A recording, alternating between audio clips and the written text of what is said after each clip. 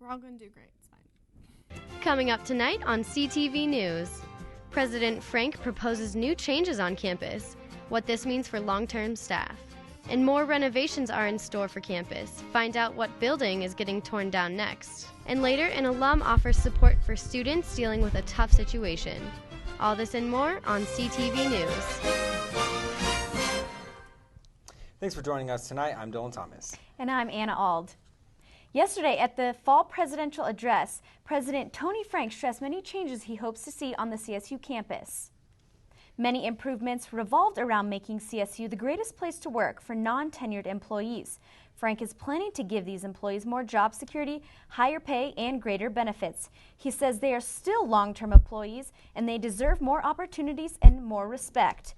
He was also excited to launch the Ripple Effect website, a place for CSU women faculty to talk about their concerns and stay updated on campus changes. The website has information about policies, events, and trainings. We have a responsibility to ask ourselves, where are the weaknesses in our foundation? What do we need to repair today to withstand the winds of tomorrow? To see the Ripple Effect for yourself, go to rippleeffect.colostate.edu. Amidst a full campus revitalization, CSU designers recently released the next building that will be getting a facelift. Eddy Hall was needing some construction on the inside, and CSU designers say there's some work on the outside that need to be done as well. When it comes to the Willard O. Eddy Hall, or Eddy as many know it as, there isn't much to talk about, which may explain why not too many people find themselves hanging around the building, including professors like Carrie Lamanna, who say the building is less than pleasing to the eye. I know that sometimes, even when I have a lot to do, I'd rather go to a coffee shop or I'd rather try and work at home as much as I can, simply because, the building sometimes is not a pleasant place to go to. Lamanna is one of the many who utilize the facility daily, including students who even have their opinions on what the building needs. Probably a better ventilation system, maybe bigger classrooms. Well, sometimes wishes do come true. Recently, Eddy was named the next student use facility that will receive a nearly $10 million renovation, covering all of the above, as seen for the first time in this exclusive illustration obtained by CTV. The Eddy building is a vintage mid-60s building. The mechanical and electrical systems are outdated and needed to be replaced. Originally, Eddy received a controlled maintenance request, meaning the interior needed work. But CSU architects thought that would also be a good moment to expand. After all, as a campus grows, so does the need for classrooms. We're going to add classroom space to both the upper and lower levels. And the mechanical systems were in dire need of replacement. So the university decided to fund the project as a revitalization. According to many who use the facility, the facelift Eddy will receive is not only beneficial for the campus's image, but it will also improve overall morale for majors who use the building the most, like the English department. So I think that by renovating the building, it's going to increase the profile of the English department, and it's going to make the English major more desirable and seem like something that the university system cares about. From the campus of Colorado State University, Dylan Thomas, CTV. According to the designers, the $7 million will go towards the interior design, and an extra $4 million will go towards the exterior design and the expansion, all coming out of student tuition dollars. Students in the Poudre School District were surprised with the 4-day weekend last week. Due to the heat wave, the superintendent sent out an email to all parents and staff on Thursday that the entire school district will be closed on Friday, all in hopes of providing relief from the heat. Many schools within the district don't have air conditioning, which left classrooms scorching in the mid-80s. Because several students had been sent home sick due to the heat, the superintendent wanted to give everyone a heat day to let the classrooms air out and cool down over the weekend. I mean, that's a big thing. We push hydration and we really pay attention to those signs. Encourage the kids to take their shoes off. That's a big place. They can cool off. The superintendent tells us she doesn't expect any more heat days this year, but still plans on improving the classrooms. We are now joined by CTV weather anchor Kelsey McAllister. And Kelsey, we see the heat wave is affecting a lot of people, especially the schools for the younger kids. Are we going to see any break in the weather for everybody? Guys, we're going to have hot temperatures for the next couple of days, and I'll let you know when your neighborhood will see a cool down. Also, I'll keep you updated with the Broncos game and how the lightning has affected the delay of the game and what's going on now. We're looking forward to getting your update here in a few minutes. Thank you, Kelsey. And a new website developed to help students who deal with an unfortunate situation. Find out how to get support if you've gotten a DUI. Stay tuned. We are rolling. All right, Mama's gonna bring you home. Mama's gonna bring you home. No. Challenge your kids to be active and eat healthy. Let's see what you can do. Let's go. Search We Can for ideas on how to get healthy together.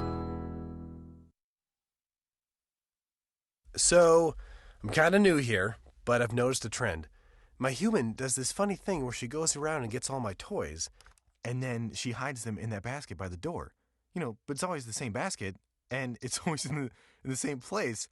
And then she acts so surprised when I find them, but, she's putting them in the same basket. Again. It's like, hello? That's where you put it last time. You were the worst at hide and go seek.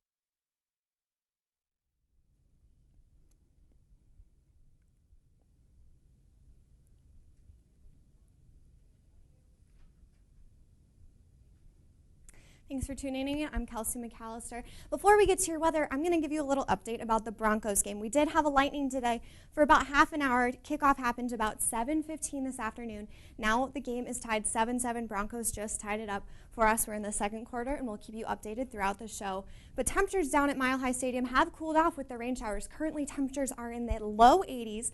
And up in Fort Collins, we're seeing low 80s as well with no wind chill. So things are relatively nice. But things were very hot across the state today. We saw temperatures in the mid-90s. Taking a look at the statewide highs, 96 in Denver, 94 in Fort Collins, 100 in Sterling, and 102 degrees in Lamar. As you moved west, 81 in Gunnison and Vail, we are a little cooler at 72 degrees. But the Western Slope Grand Junction, 94 degrees. It was still relatively toasty. Tomorrow, it's going to be another carbon copy of what we saw today. Above average temperatures, averages about 85 degrees this time of year. So we're going to be 10 above that, 95 in Fort Collins, 96 in Denver, 88 in Colorado Springs, and a little bit warmer in Pueblo. We're looking at triple digits again in Lamar and Sterling. You could probably hit 100 as well. A little cooler in the Western Slope if you're looking for a place to cool off on Friday, but Grand Junction will still be relatively toasty. The 7-day forecast, we're going to have a lot of 90s, and then we're going to cool down.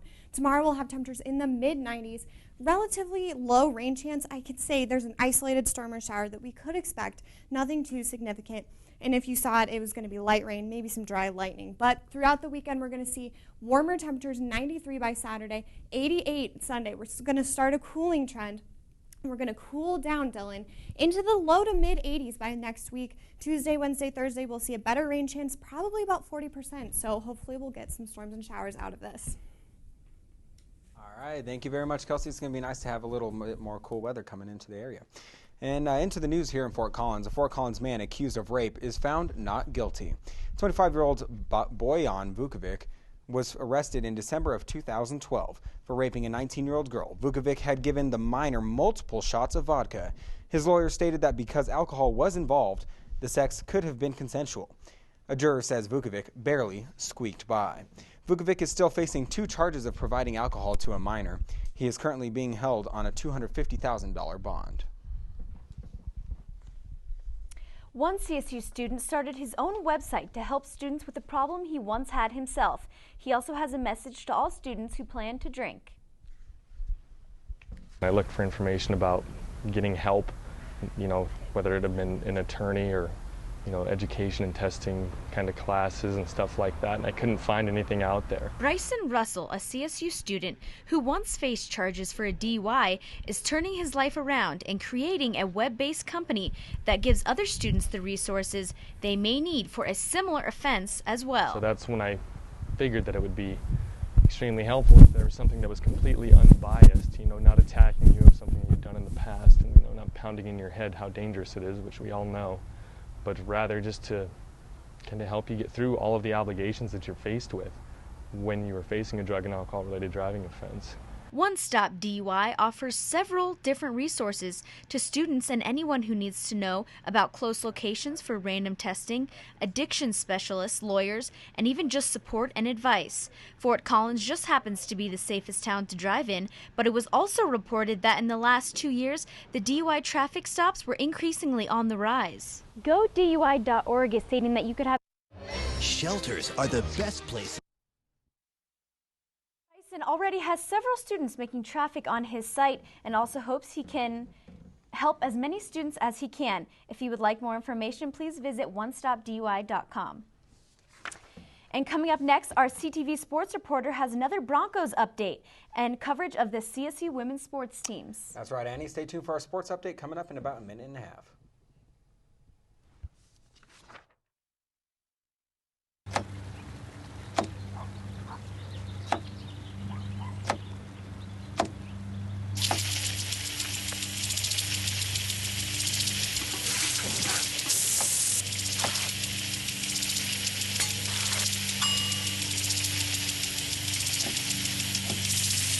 Clean kitchen surfaces, utensils, and hands with soapy water. 1 in 6 Americans will get sick from food poisoning this year. Keep your family safer. Check your steps at foodsafety.gov. Shelters are the best places to find a new pet. What a perfectly beautiful little lady. That's where you'll discover healthy, loyal, and loving animals. You little rascal. Eager to become a part of your family. A person is the best thing to happen to a shelter pet. Oh, ladies first. Be that person. Adopt. This is living. Hey, kid. To find out more, visit theshelterpetproject.org. The CSU Marching Band is currently playing in the Broncos halftime show. This is the first time the marching band has gotten the opportunity to march in an NFL opening game. So what do you guys think of the CSU Marching Band? You know, I think that's really cool, and I know they had the opportunity to play at the St. Patrick's Day Parade in Ireland last semester, and I know we're wearing our blue and orange just like the money the people are out at the stadium, and I know that the Broncos season coming together is going to be really nice.